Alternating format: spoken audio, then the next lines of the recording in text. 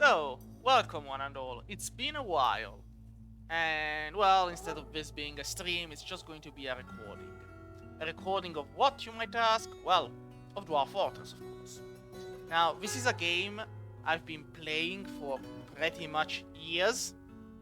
And, well, it's come out on Steam finally, with mouse support and what's not. Now, I could go on a long spiel about it, but let's just, get started with something obvious. Now, this is a fortress I had, which is still around, and if I do continue active game, I will continue from it, even though I did retire it.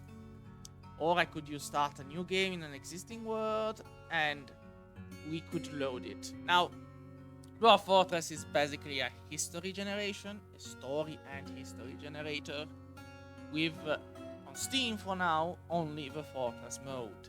As you can see, the Adventurer will be coming soon. Legends is basically, do you want to find out why you have a Goblin King? Even though you're a Dwarf civilization, you look up on Legends. Now, every time you start the Fortress, after creating a world, it will go on by a couple of weeks. I'm gonna skip the tutorial. Now, the first mistake anyone can ever make when starting Dwarf Fortress is not checking your origin civilization. Because, for example, if you pick the wrong one on the lower right corner, like these guys here, the Lash of Crevices, 250 population in this far right corner, if you decide to start a fortress, say, here in the middle of nowhere, with no connection whatsoever to your starting origin, you will only get the first 2 migration waves. Now, some people like that, only having like 14 dwarves. Other people don't. They like to have 100 or more. All of these are things you can limit and check and not check. But anyway, when you have to decide where to start your, civilization, you should check on the upper right corner.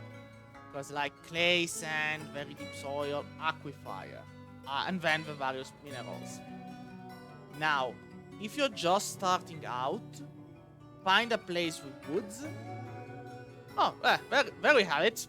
The temperature is what it is, but yeah.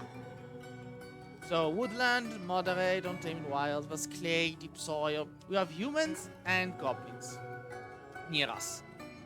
And do we have a nearby civilization?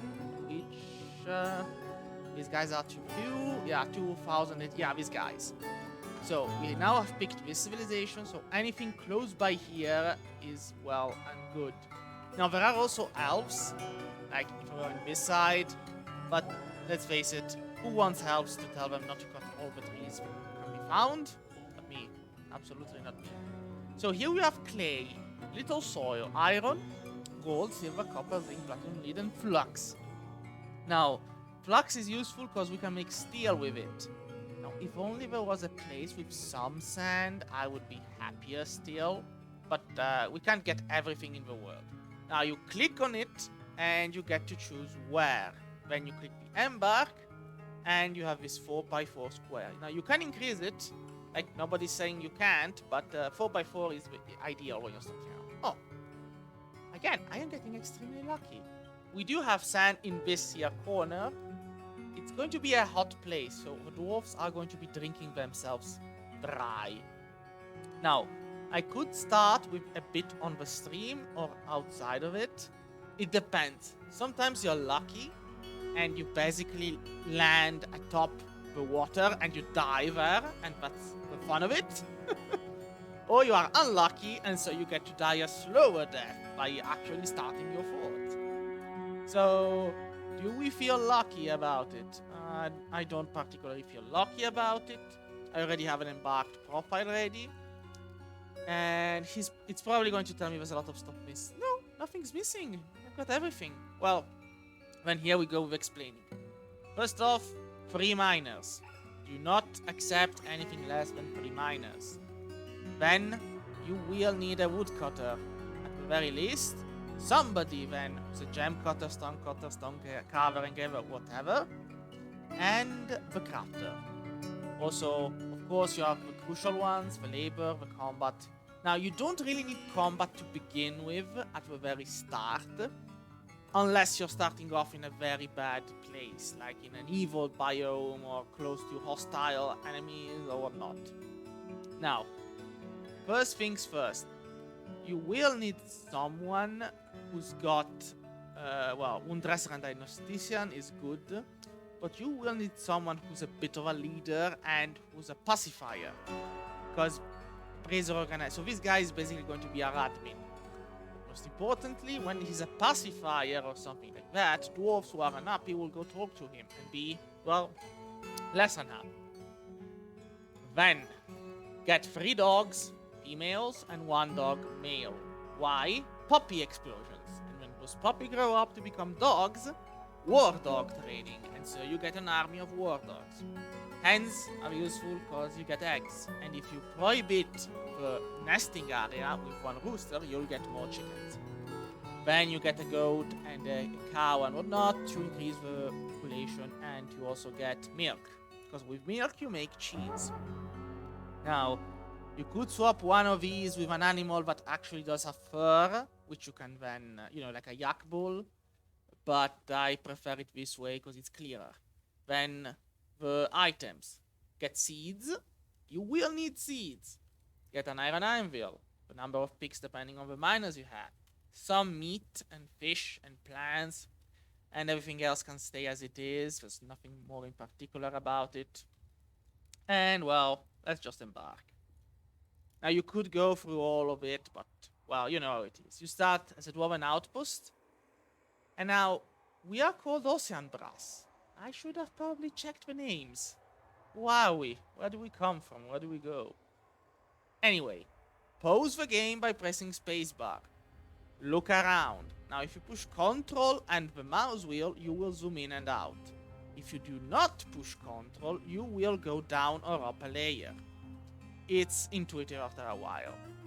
Now, it's good if you notice on the upper right, like over here, it does say that this one here is lignite, whatever, which is good because you make coal from it. So we will not need to keep destroying every single tree in this world. Now, having a look around, we are on the side of a cliff, which is good. Very good. Well, it's more than a cliff, it's a mountain. How tall is this thing?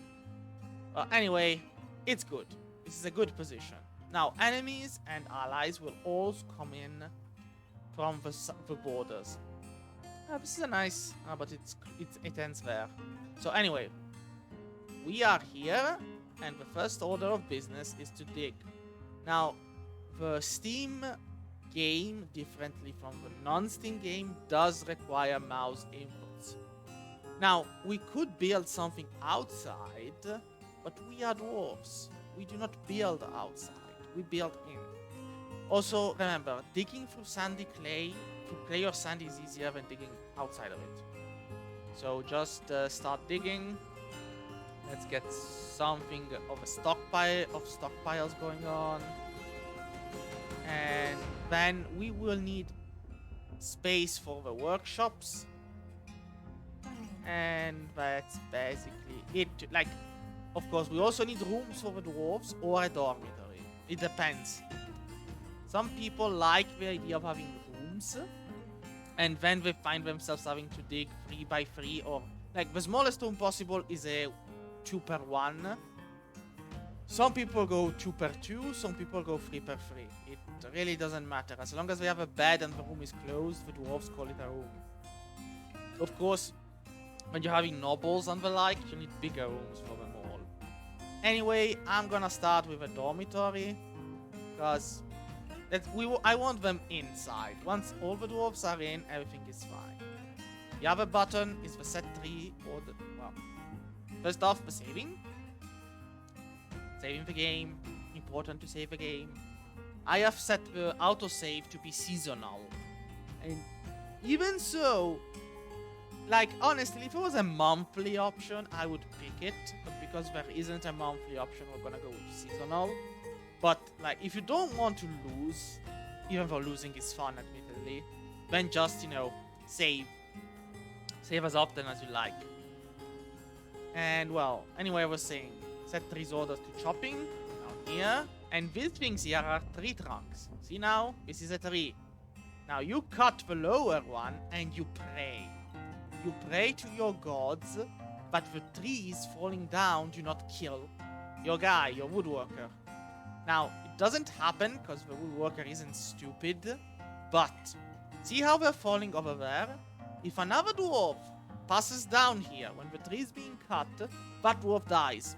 Like, make no mistake, it has happened. But that dwarf gets crushed. It dies.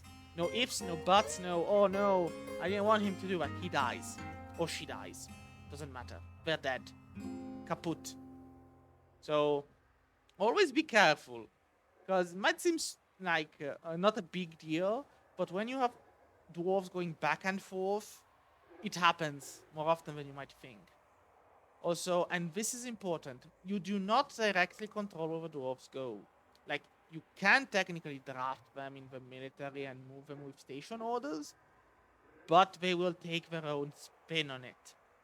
So, I know some of you are thinking, well, we're gonna make a moat, we're gonna get water. Wait, do we have water here? I might have made a mistake if we don't have outside the water. I'll have to hit the cave then. Ah, there it is. Well, there it used to be. So, this is the water of the map. And it's a gone.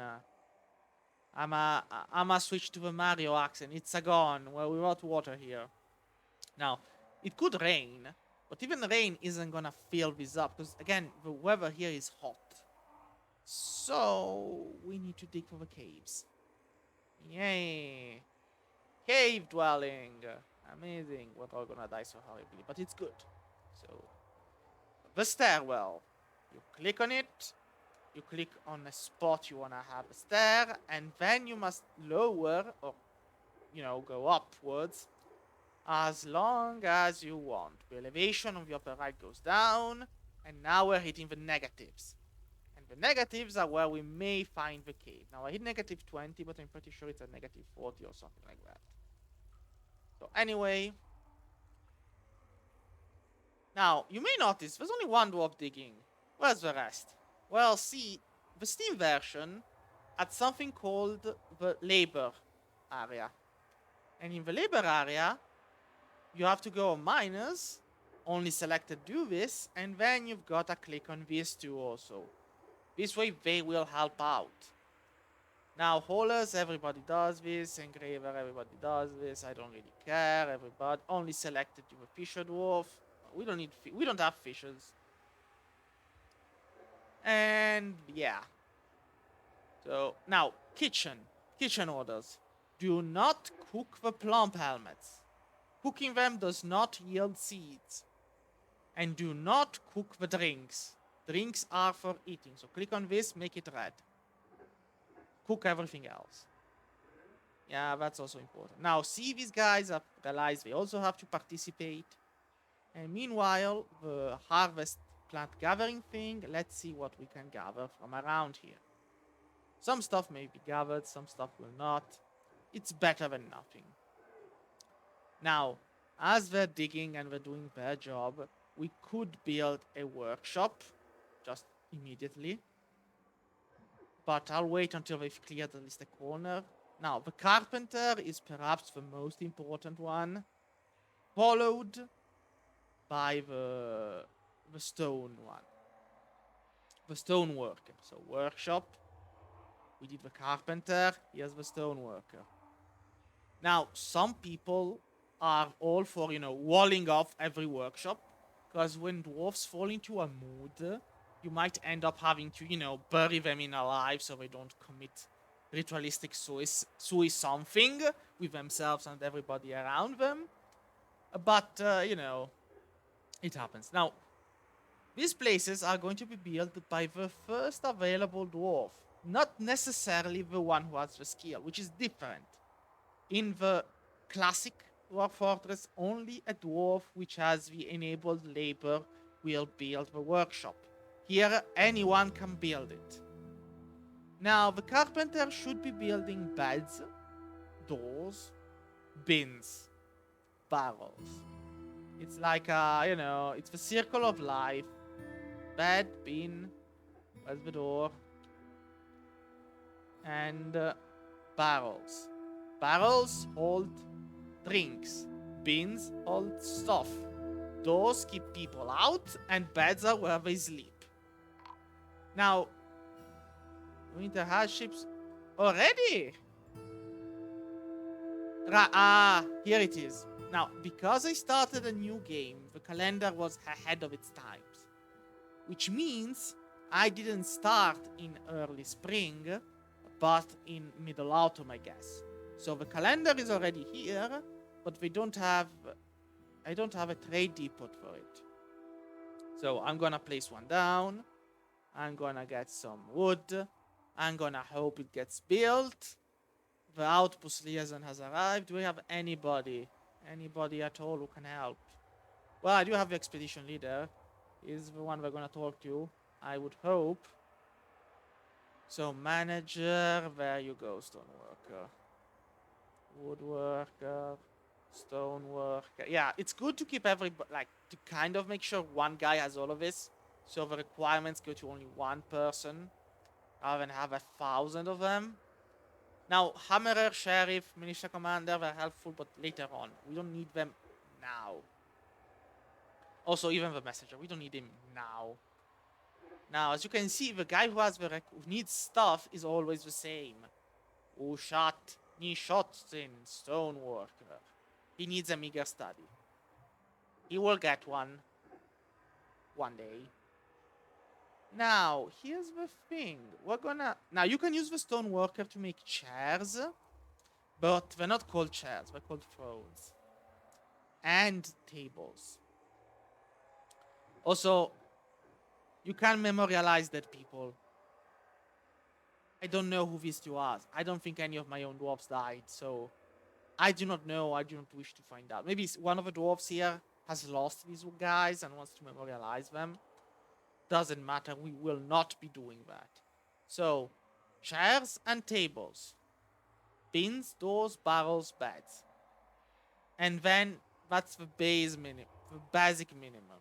Like, now this guy is making the trade depot. The alert is still there. We have straw kaolinite. Stuff. We do not have non-economic hard rock. Yeah, because this is lignite, shale. Lignite isn't. Kaolinite isn't. Yeah, kaolinite is clay. Well, we're gonna have to dig down, as always. Now we can make chairs and tables. Now notice, there was no sound. There's a mod on the workshop that does allow sound. In the upper right, in the upper left, you will see diplomacy. Click on it. Now let's discuss the situation. Much to show. Now you should pick something to trade, even if you don't need it. I usually go with seeds, because if you don't, they get sad. They're like, "What? You don't want to trade with us?" But be careful, because what you pick will be priced at twice usual value. So, and they'll say they want windows. Yeah, you're not getting windows. You will never get windows from me. Okay, and that's it. Now, here's the thing. You will not have to worry about sieges, invasions, or whatnot. As long as, drumroll, your exported wealth in the upper left corner does not exist. As long as it's none or it's 0, you will get no migrants and risk extremely little from enemy forces. Extremely little does not mean nothing, but it's the difference between a kobold thief and an army of goblin snatchers. So, if you're like, well, I still need to get the fortress set up, I still need to do this and that, do not trade with the caravans. Do not trade. I repeat, trading is bad if you want to live a peaceful life. On the other hand, if you don't care and you really want to just, have fun, then by all means. Also, the farm plot. Now, workshop, farming, farm plot.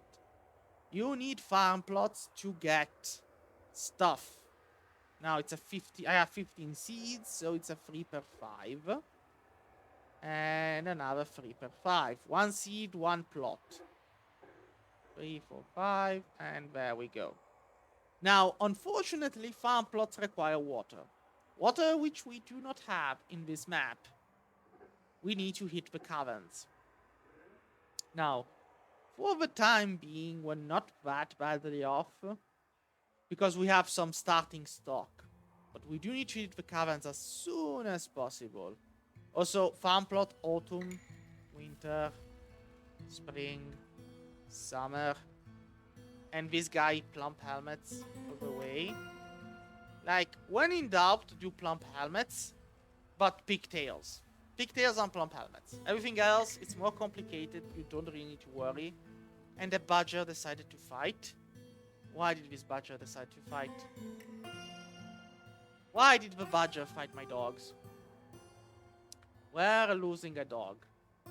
I hope the dog isn't the male one. Tell me we've just, I mean... Did the badger lost his nose? See? That's why you don't bother. Is he still alive? Yes, he is. He's bleeding out. He's dead. This guy just gave him the last stab and was like, right, you know what? You're dead. Let's see if I can build a butcher shop before the thing rots. Now, if it rots, then, well, there's nothing we can do about it. Alright, shale is a non-economic thing. So we did manage to get a couple of tables. Good. This is good. Also salt pepper. Well. Aha! This is the mess. Now I've paused the game. This is the message that changes all. The moment the caverns are breached... elevation 12. Nice. Good. Now, do I need there? Dense floor fungus. It's an open space. So, the stairway is here. Is there water? There it is, water. Water is over there. Good, good, good. Good. Water. The thing of life. Now, here's what we're gonna do. We're not digging further down here, because we don't need it. Now, this guy is here, and he needs to dig me all the way to there, while staying in the cover of, you know... Obsidian cavern floor. Now, I'm pretty sure... Malachite, limonite, hematite, picture jasper. Now, you can cut these fungi woods. They are like trees, pretty much. Cave wheat. No spiders. Let me have a check. Now, you go in creatures, others, and no, there's an elk bird, which looks like anything but an elk bird. Yeah, but I knew there was something. Now, this doesn't mean it's hostile. Unfortunately, we cannot know. Grazing on mushrooms. Alright, it is mushrooms. We're fine on that. For now. So, but thing it's mushroom, it's not a threat. So... And well, I'll be digging to the water over here and we shall find out. But anyway, this is just the first episode. Stay tuned for more. See ya.